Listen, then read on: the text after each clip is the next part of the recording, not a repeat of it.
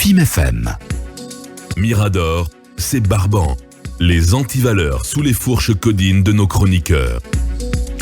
On en vient au dossier des passeports. Après les discussions avec les dirigeants de la société Iris, il a été constaté que la rupture de la délivrance des passeports est due à un dysfonctionnement entre la société et ses sous-traitants. Peut-on lire, en tout cas, dans le compte-rendu du Conseil des ministres du jeudi 3 mars. Et puis, au regard du caractère contraignant du contrat qui lie le gouvernement à cette société jusqu'en 2028, il est suggéré de reprendre la collaboration dans les conditions nouvelles de manière à assurer un approvisionnement fluide des passeports. Il a ainsi été convenu que la société Iris fournisse un lot de 40 000 carnets, dont 3 000 immédiatement. On va prendre la première réaction, celle de nous, Baldé. Honnêtement, c'est une déception. Je pense qu'on nous raconte des histoires. Je pense que de Conakry, on pouvait savoir que le contrat allait durer, et puisqu'on a une copie chez nous, je pense que de Conakry, on pouvait savoir pourquoi il y a une rupture. Le ministre n'avait pas besoin d'effectuer Il suffisait juste de poser une question. Oui. On n'avait même pas à perdre une heure pour le savoir. Je pense que le gouvernement nous raconte des histoires et c'est une déception, puisque après tout ce temps perdu, on nous annonce une prochaine livraison de 3000 passeports. Beaucoup de Guinéens attendent, on le dénonçait l'autre fois, ici en Guinée et ailleurs, puisqu'il y a des ambassades qui avaient annoncé qu'elles pouvaient fournir ces passeports. Et le plus écœurant, c'est ce manque d'informations et surtout d'informations fiables. Je pense que ce qui nous est donné là comme explication n'en est pas une, et peut-être que le problème est ailleurs. Peut-être qu'on était en train de fouiner, de vérifier, puisque on considère les anciens dirigeants comme tous étant des corrompus, des gens qui ont peut-être reçu des dessous de table. Peut-être qu'on essayait de vérifier ces genres d'aspects, mais moi je suis honnêtement déçu d'apprendre qu'on perde autant de temps et qu'on aille jusqu'à Malaisie et pour revenir nous dire que le contrat a une telle durée et qu'il y a un partenaire, un fournisseur qui manquait. Parce que on est vous savez, nos compatriotes, il y a des gens qui sont des hommes d'affaires, des commerçants qui ont des partenaires partout dans le monde et qui savent qu'ils peuvent aller, qui peuvent faire des commandes, qui peuvent réajuster des formules et même la fabrication de là où ils sont. Il suffit d'expliquer, de prendre son téléphone ou en tout cas d'envoyer un mail pour dire ce qu'on souhaite et ce qu'on ne veut pas. Je pense que c'est du mensonge, ce n'est pas vrai, ce qu'on nous raconte là, et on a fait souffrir les Guinéens inutilement. Et malheureusement, on n'a pas l'impression que l'avenir sera mieux, parce que c'est le même fournisseur et on voit que c'est... Parce que quand le truc qu'on a annoncé, on nous dit immédiatement 3000 et on annonce une mission de Iris en Guinée. Ça veut dire que la mission devrait probablement être là d'abord et peut-être d'autres discussions, mais de quoi on va discuter? En tout cas, ce n'est pas ce qu'on nous a raconté là. Habib Marmoine, est-ce que vous comprenez ce dysfonctionnement dont parle le gouvernement, un dysfonctionnement constaté après une rupture de la délivrance des passeports? Oui, on sait tous que pour obtenir un passeport, c'est à la fois la croix et la bannière. On a dénoncé la lenteur dans l'attribution ou dans la délivrance des passeports à un moment donné. Mais moi, contrairement au grand frère nous, je salue la démarche du ministre, qui est d'ailleurs une démarche assez prudente et surtout responsable, dans la mesure où quand on regarde même la durée du contrat, c'est un contrat qui court jusqu'en 2028 et on sait tous que dans ce genre d'attribution de marché, on peut toujours bénéficier de ce qu'on appelle des concussions. Est-ce que le ministre devrait prendre du temps pour vérifier dans les écuries ou pour nettoyer dans les écuries d'audience? Je ne sais pas, mais je pense qu'il fallait qu'il utilise la bonne méthode, et cette méthode qu'il a utilisée, peut-être que ça a causé des dommages, mais c'est l'aboutissement, c'est la finalité qui compte. Aujourd'hui, Dieu merci, comme on aime à le dire le plus souvent, mieux vaut tard que jamais, et puis le plus important, c'est d'aboutir à un résultat, et ce résultat, on présume qu'il sera en faveur de tous ceux qui veulent postuler pour obtenir un passeport. Maintenant, il peut y avoir des discussions autour de la méthode, mais la démarche, à ce que je sache, c'est une démarche responsable et surtout prudente, parce que il y a beaucoup de choses dans ce genre de trucs. Contrairement à nous, moi je n'ai pas eu accès à ce document qu'on pourrait dire confidentiel sur l'attribution du marché à Iris. Je ne sais pas quelles sont les clauses du contrat, mais si l'État lui-même, parce qu'on veut abattre le ministre, on pense que c'est le ministre qui veut faire à sa tête, mais contrairement à ce que les gens disent, c'est tout le gouvernement qui a soutenu la démarche du ministre, c'est lui qui sait où se trouve le problème. Donc quand il vient, il demande à ce qu'il y ait des explications. Quand je dis qu'on a une copie du contrat, je n'ai pas dit que nous, là où les journalistes l'ont.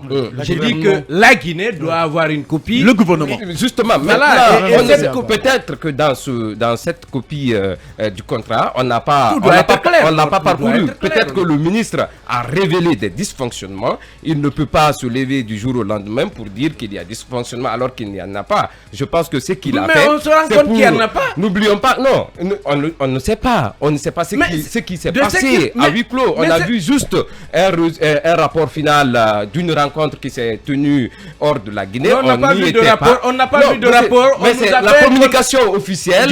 C'est pour dire qu'il y a eu une entente qui a été trouvée entre Iris et l'État guinéen. Donc on se fie à cette information. Maintenant, les dessous qui ont abouti ou qui ont conduit à cette entente, personne d'entre nous ne peut aujourd'hui révéler ce qui s'est passé. Non, il n'y a pas eu d'entente parce qu'il n'y a pas d'avenant.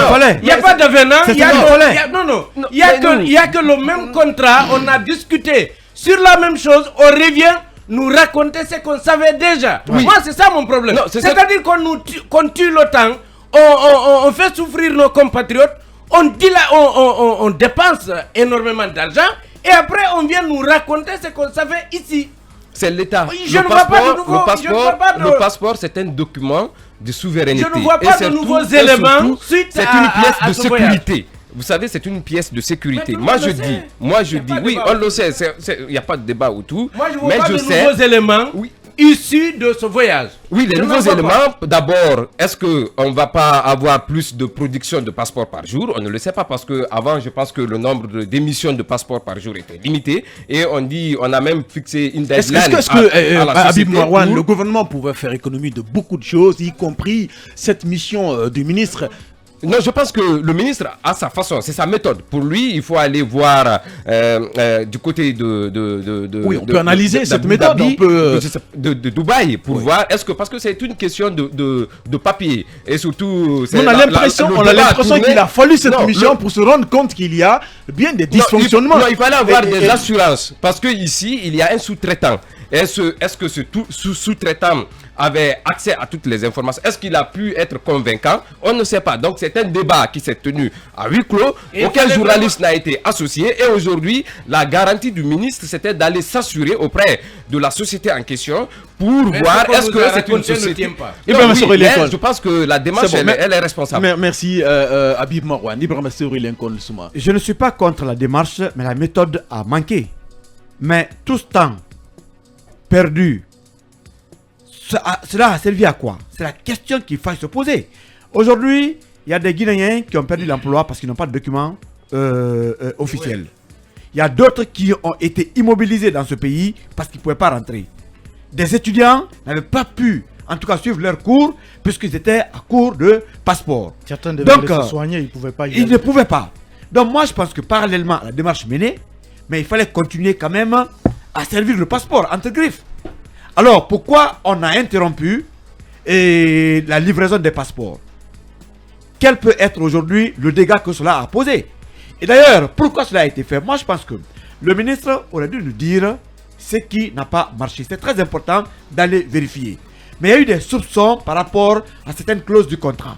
Alors, officiellement, qui nous révèle dans ce contrat qu'est-ce qui n'a pas marché pour qu'on se rende compte que la démarche qu'il a effectuée est importante ou bien elle est bonne. Forcément, du côté, en tout cas, de l'opérateur ou de son sous-traitant, quelque chose pouvait ne pas peut-être clocher. Mais alors, qu'on nous dise aujourd'hui, qu'est-ce qui ne va pas, qu'est-ce qu'il a réglé? Alors, si tout cela n'est pas dit, ça veut dire qu'on a perdu tout ce temps pour le rien, on a causé du tort aux Guinéens. Désormais, un gouvernement, quand même, c'est la sommité de notre intelligentsia. Alors, il y a des actes en les posant, il faut tenir compte, en tout cas, de tous les paramètres avant de se lancer. J'espère que le décideur nous écoute, mais ce temps-là a été gaspillé dans le vide pour revenir à la case départ. Une fois de plus, qu'on nous dise qu'est-ce qui peut être fait désormais. Parce que vous savez que pour avoir un passeport dans ce pays, on pouvait faire 1 mois, 2 mois, 3 mois. C'est vrai, mais est-ce que cela va changer? Désormais, on livrera plus de passeports ou beaucoup de questions à se poser. Personnellement, je ne comprends pas pourquoi toute cette interruption, pourquoi tout ce temps, pourquoi tout ce gaspillage, pourquoi toutes ces salives. Talib, Barry, le gouvernement n'avait pas besoin de faire attendre les Guinéens. Et puis, autre chose, est-ce que vous comprenez ces dysfonctionnements dont parle le gouvernement? Il y a quand même des interrogations. On nous parle d'un contrat contraignant qui court jusqu'en 2028. Le gouvernement ne le savait-il pas? Ne savait-il pas que ce contrat courait jusqu'en 2028 et qu'il était contraignant? On nous dit que finalement il y a des dysfonctionnements. Quels sont manifestement, évidemment, les dysfonctionnements et quel est leur niveau de gravité au point qu'on veuille interrompre, mettre fin à un contrat qui courait jusqu'en 2028? Qu'est-ce que, comment dirais-je, Bachir et sa délégation ont découvert en Malaisie qui les a amenés à se raviser au point que finalement les différentes propositions faites par Bachir au gouvernement annonçant même une possibilité de recrutement de nouveaux opérateurs dont IN Group, l'imprimerie nationale de France, pour que finalement ils renoncent à tout ça.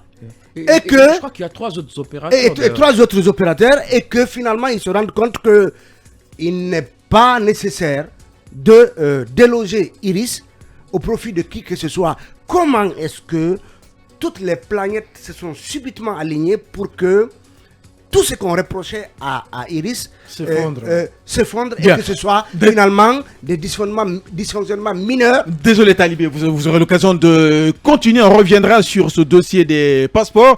C'est l'heure des réclames, restez avec nous, Mirador revient. Emmanuel Milimono, quelle est votre lecture de cette conclusion après cette mission du ministre Diallo?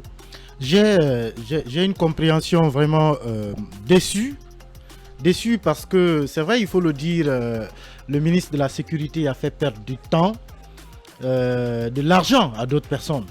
Parce que, comme on l'a dit, il y en a qui ont perdu des emplois et peut-être même des vies parce qui devaient être évacués mais qui ne pouvaient pas le faire parce que faute de passeport.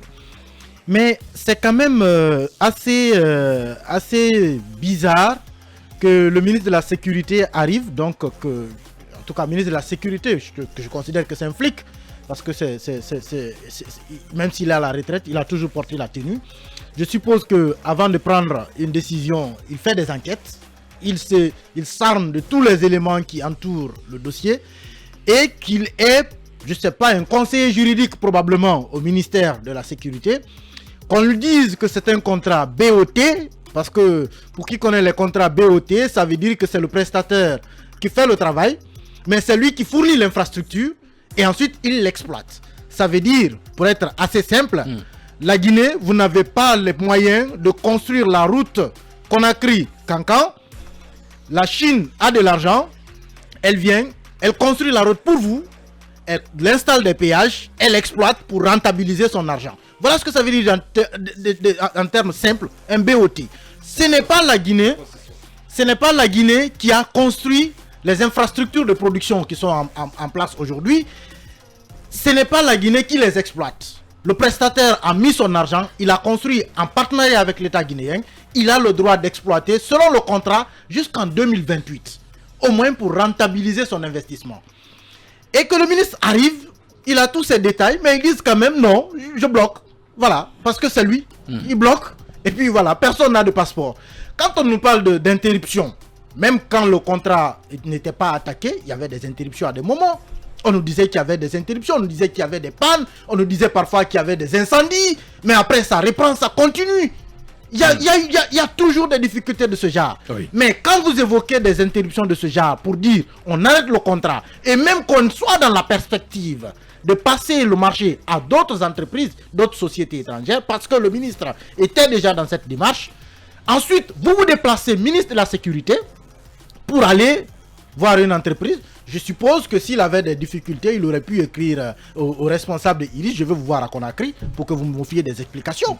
Et vous ne comprenez pas pourquoi on a mis autant de temps. Oui. Mais j'ai envie quand même de révéler d'autres détails. C'est que c'est quand même, il faut le dire, la première fois qu'on a pu produire des passeports en dehors du ministère de la Sécurité à Coléa.